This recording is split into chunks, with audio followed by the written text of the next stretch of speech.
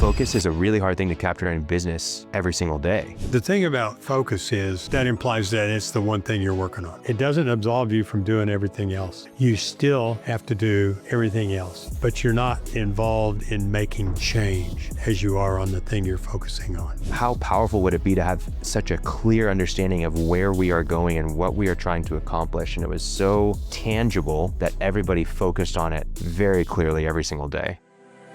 Expert advice, practical tips, real-life stories. Have less stress, more time, and more money in your business. Welcome to the Cashflow Contractor. Martin, I went to the Thunder game last night. Did you? And I did, yeah. You went to that? Holy cow. I know. I Did mean, you stay for the when whole this game? goes live, hopefully we've won the series. But Yeah. I stayed for it. I mean, I paid a pretty penny for it, so I was going to catch every minute. The game I'm referencing was game 2 of the Western Conference semifinals against the Denver Nuggets. And the first game was such a bummer to watch on TV. I mean, we just dominated the whole game, but we didn't focus, right? We didn't have that mental fortitude to close out the game. Yeah. And then we came out guns a-blazing last night. And man, it was so fun to be there for that. 55 points. Did you know that 87 points that the Thunder scored in the first half was the most ever scored in a postseason NBA game? Yeah. I was watching that and I wasn't even realizing it. This is a halftime, and we've got 87 points. It was, I mean, honestly, I was upset that our coach kept them in the game in the third quarter. I mean, we were just so far ahead. And I think the etiquette there is to wait for Denver to change. When Denver takes their starters out because they're losing so bad, then you can take out yours, but you don't do it before then. Or else it's kind of like a slap in the face. The problem, but I was looking at stats this morning is, Denver, Jokic had 42 not in the first game and 17 last night, but they rely on a couple of guys like that. Yeah. Shai Gilgeous-Alexander had 32, which is what he's had in every game in the season, which means that 155 or 149 minus 30, 120 points were scored by his teammates. And so I looked through that. They had like 8-9 guys in double figures. And it was... Yeah.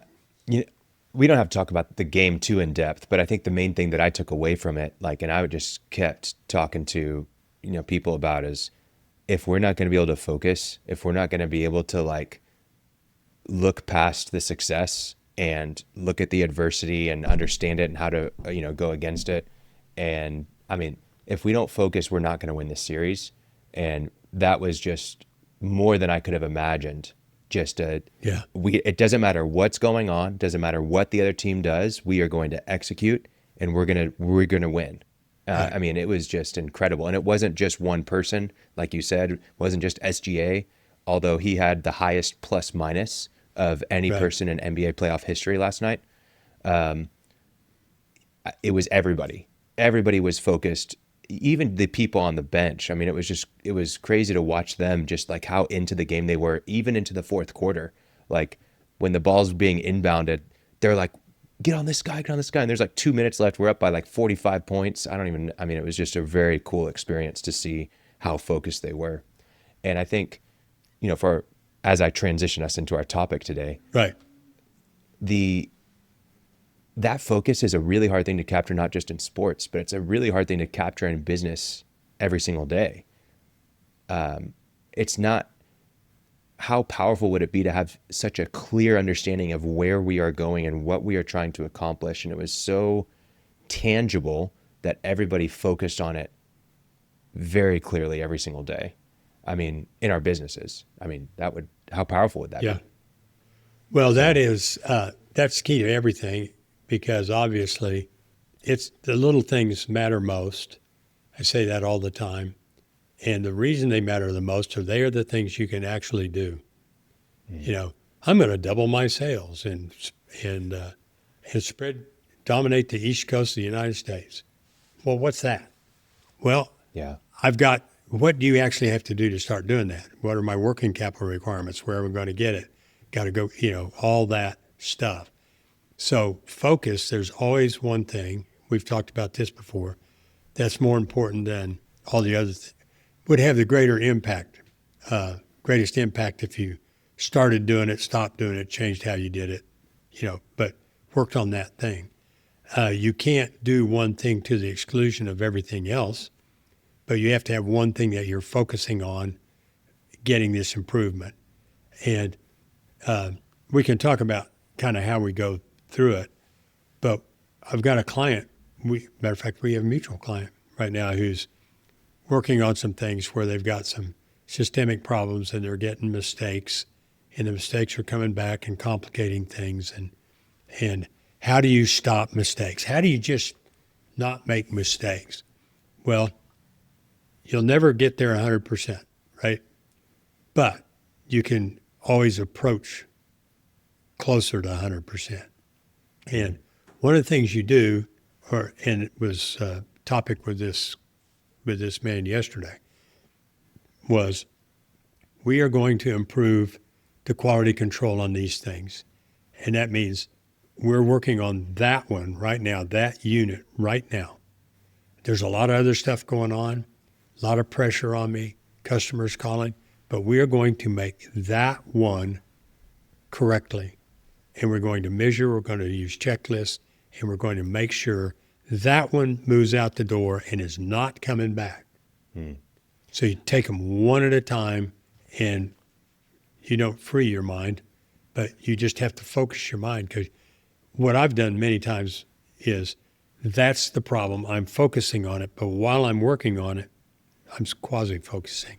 While I'm working on it, I'm thinking about all these other things that I need to be doing and what could I do about that. And in essence, I'm not focusing at all, and so I've accomplished nothing. I mean, if I'm going to take the time to try to focus and make sure this one unit goes out without mistakes, then at least do that, right? Yeah. So I don't know if that was Well, clear. I think what you've done, yeah, absolutely, it's clear. Basically, you've gotten it so specific.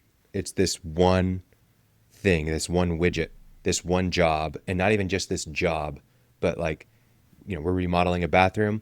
It's the tile. We are going to get the tile right. We are not coming back to this job site to fix the tile. Right. This tile will be done right. And when you get that specific, it becomes more tangible. Rather than like, we're going to have the best bathroom remodel job ever. Well, that doesn't feel very tangible. I think this is also kind of the heart behind the chalkboard or dry erase board in the shop that says, 35 days without a safety accident. It's like, it's very clear. Hey, how are we doing on safety? Oh, well, look at the board. Right. Same thing. Like, hey, 17 days without a callback, meaning we're not going back to the job site because we messed something up. Right. Like if you can make it that tangible and be that focused, you can actually, make a difference. Yeah. And it's hard to do, but it's an absolute must, especially if you're overcoming kind of the chaos of some current problems. It's hard to do because of that brain fog or that, sitting on your shoulder telling you all the other things you're not doing that I mentioned earlier. But you have to do it. And that's what I mean by focus. And at the appropriate level, what does it literally take to make sure this thing goes out the door without a problem,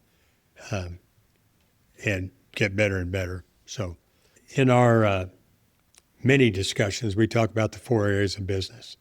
And on top of that, we talk about mindset, which we've done before.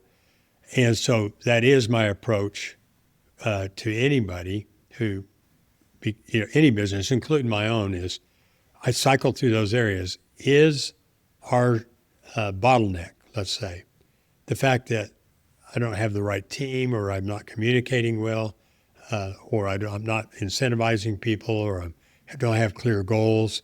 In other words, right, is it a leadership issue, right? Which we call soft skills, but are hugely important skills.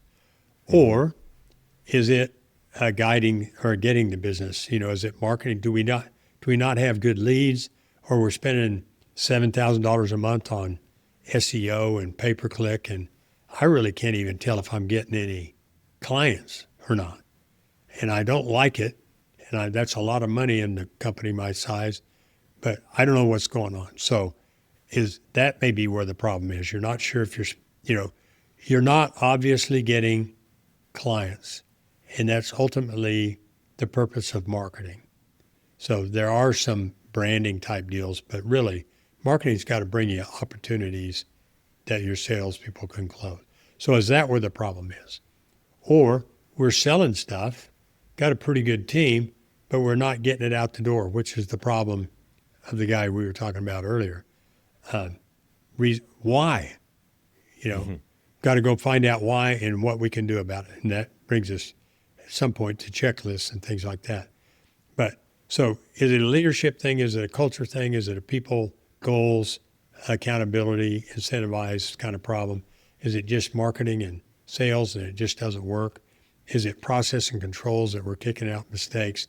You have the inability to deliver what we sold on time at a profit with leaving behind a raving fan customer? Or is it the fourth one, which we call administration? Am I running out of cash? Do I have insurance?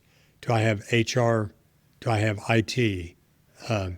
All the things. Martin, I'm hearing you, and I've got all those problems. Yep. That's the challenge, is all those things seem like a reality. I think what the focus should be is what's the biggest constraint? What constraint is choking us the most that's keeping us from doing that? Because you are going to have all those things. Martin, I don't have any systems. My HR is, hey, you got a heartbeat? Or, hey, do you got a truck? Can you join us? Can you be here on time? Our bar is so low there.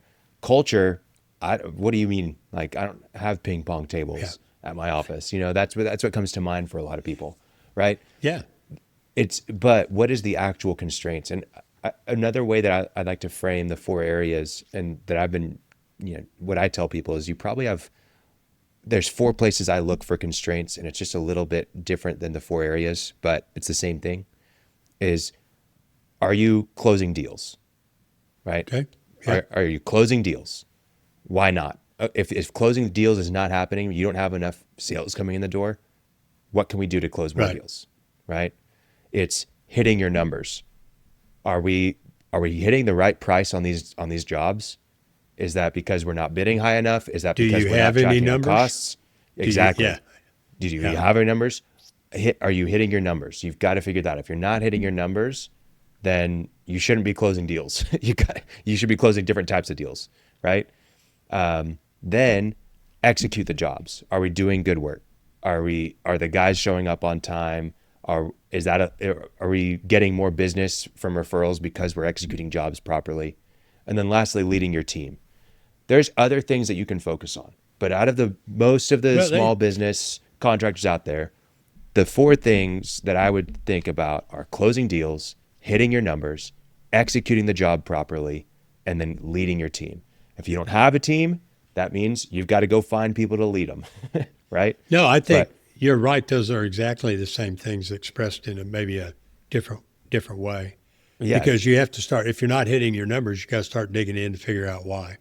Exactly. And then you eventually get down to something that you go, oh, I need this. And that's something you do.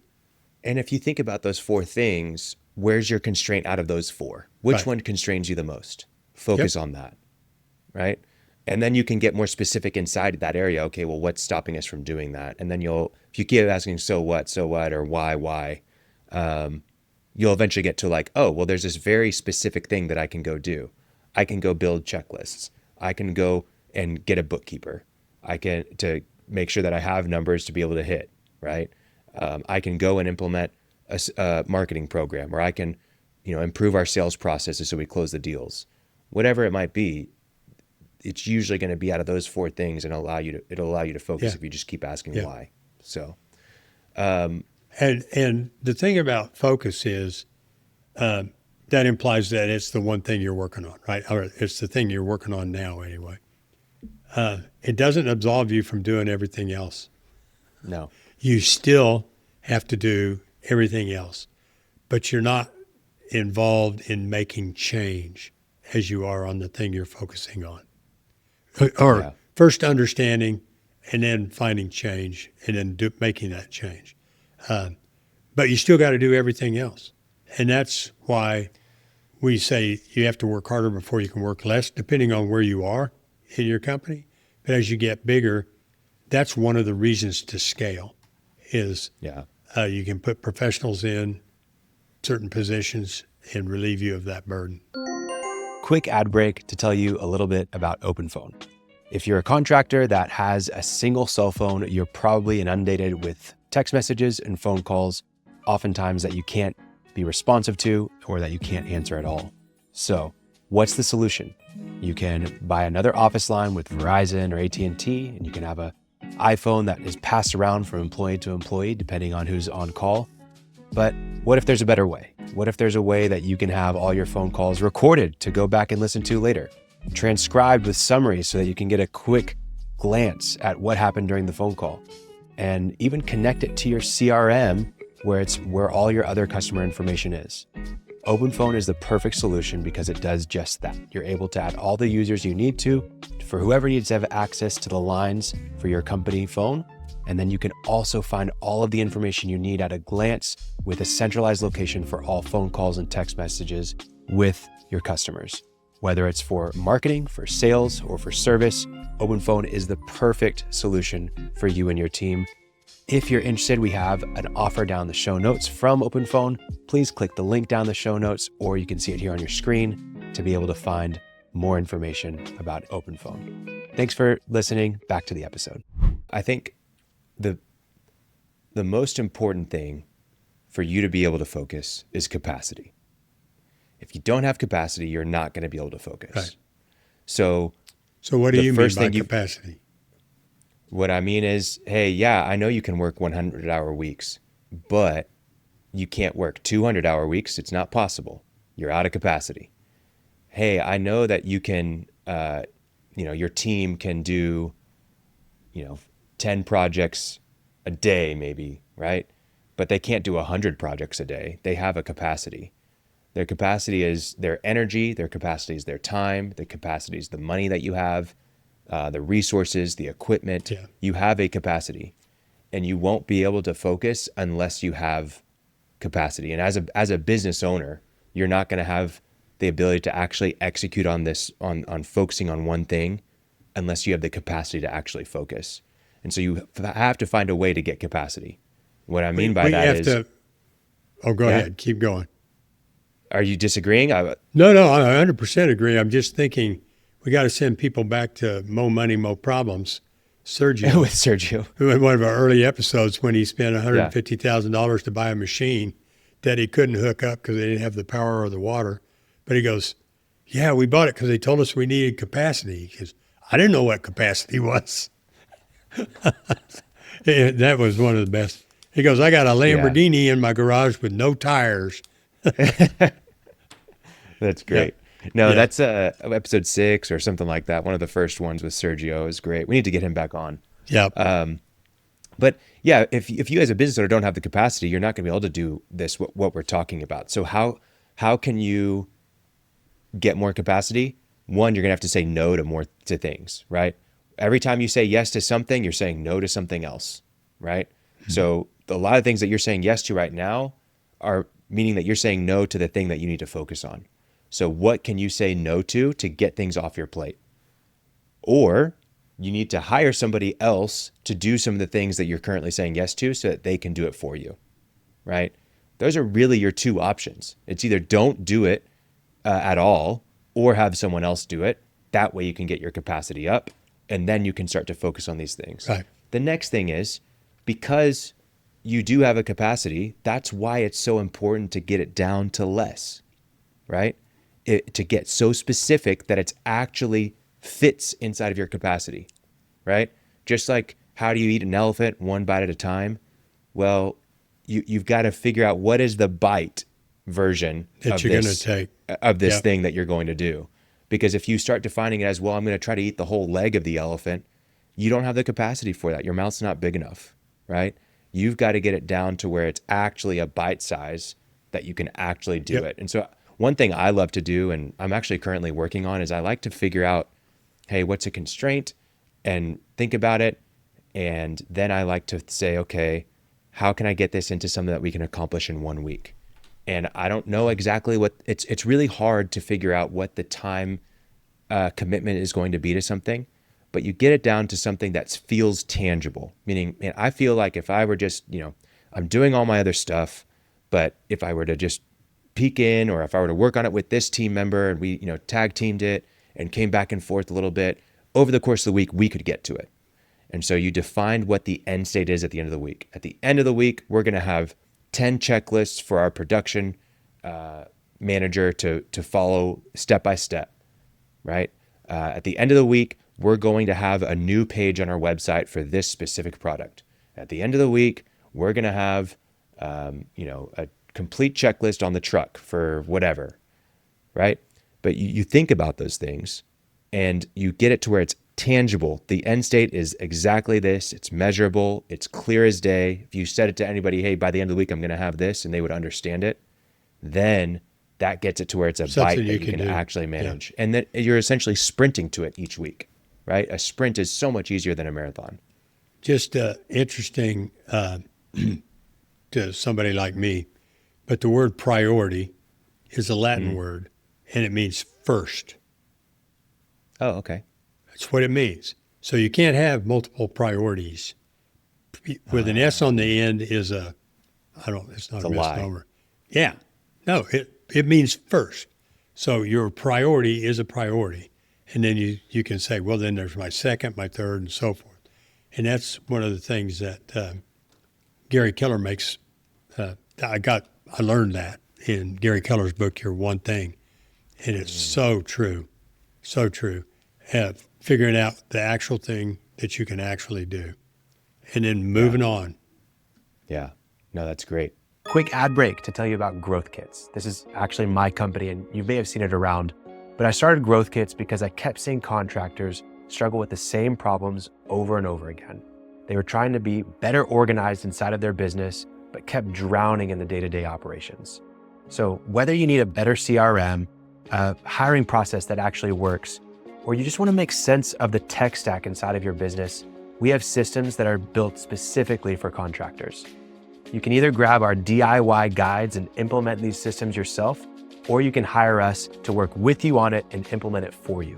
No massive consulting fees, no year-long commitments or monthly retainers. Just pick what you need right now and let's get it done together. Head over to growth-kits.com to see how we can help you construct your success one system at a time. That's growth-kits.com, or just click the link in the show notes.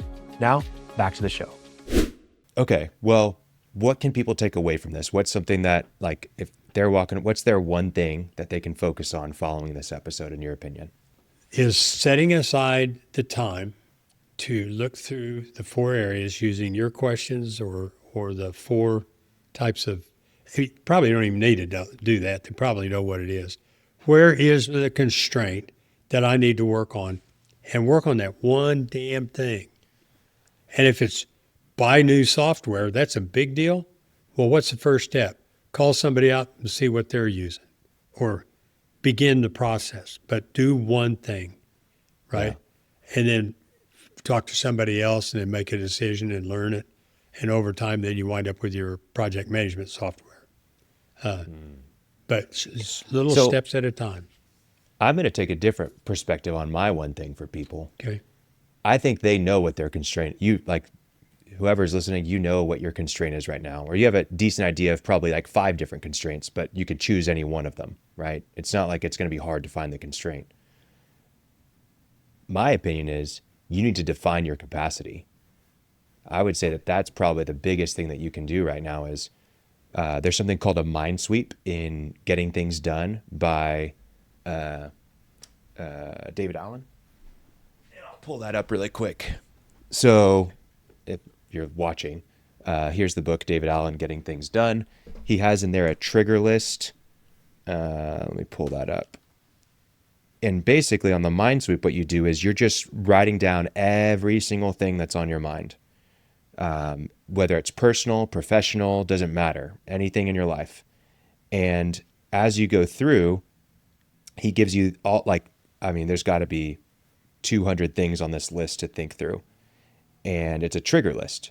It causes you to think about all the different things that are on your mind that you didn't realize were on your mind. And when you go through that mind sweep and you write all these different things down, it is very freeing because you're like, oh yeah, I forgot about that, right? And you get all these things down. And I would consider all of those things an open loop, meaning they're open in your mind and you're still thinking about them and they haven't been closed. As soon as they're closed, you can let go of them, right? Like once the trash has been rolled out to the street, it's a closed loop. Oh, okay, they're going to take it. I'm not worried about, oh, did we take the trash out? Did we take the trash out? Right? And so those open loops eat up your capacity, right? As the more open loops you have, the less capacity you have.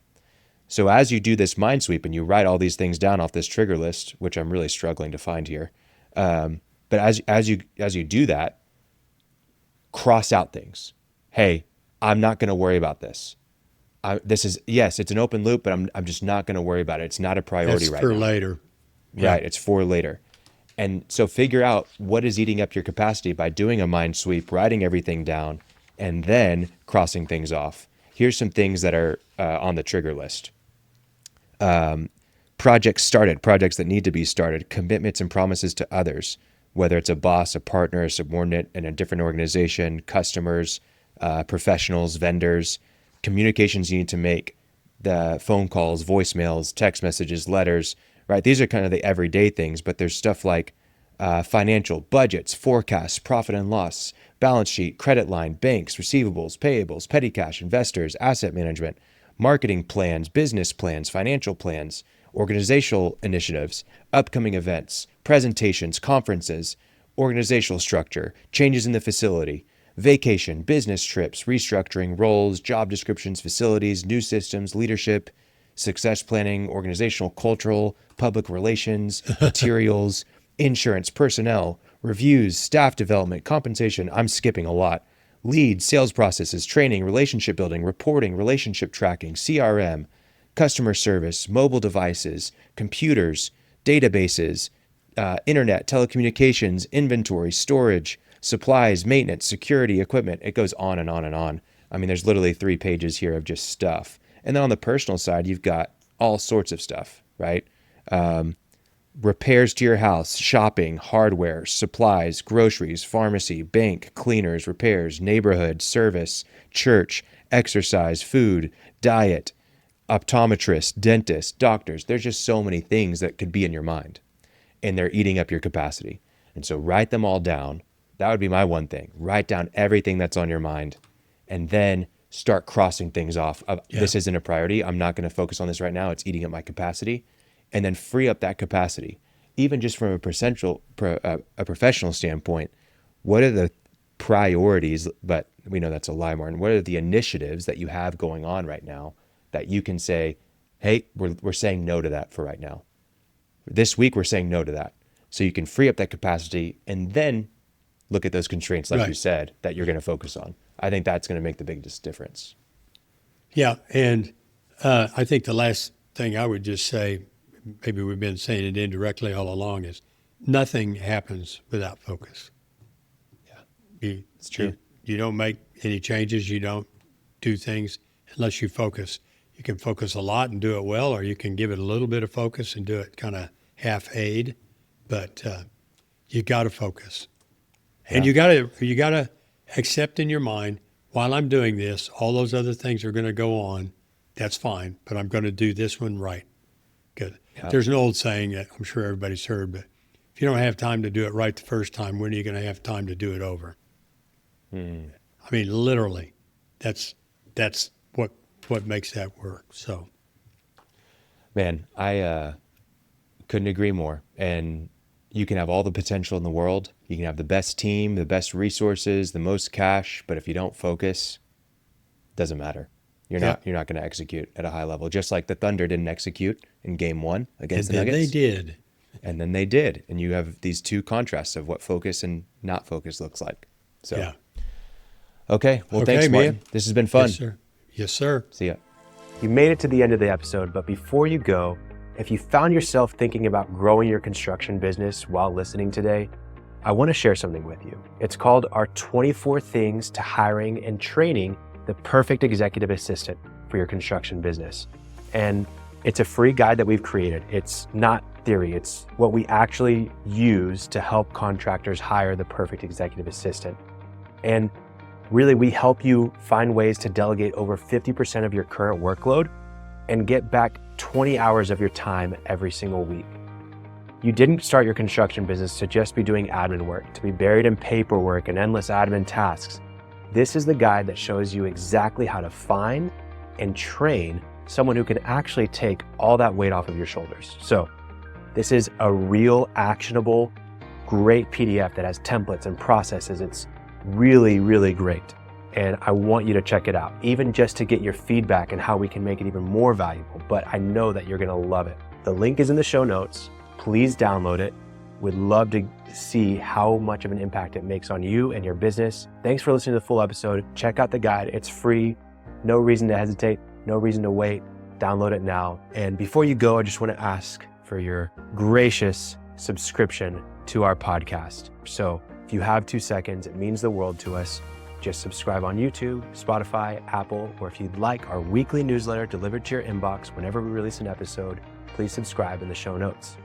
Every week, we're talking about real strategies on how you can grow and build a profitable construction business that runs without you, so you can have less stress, more time, and more money. Click subscribe wherever you listen to the show, and thank you again for checking out the Cashflow Contractor. See you on the next episode.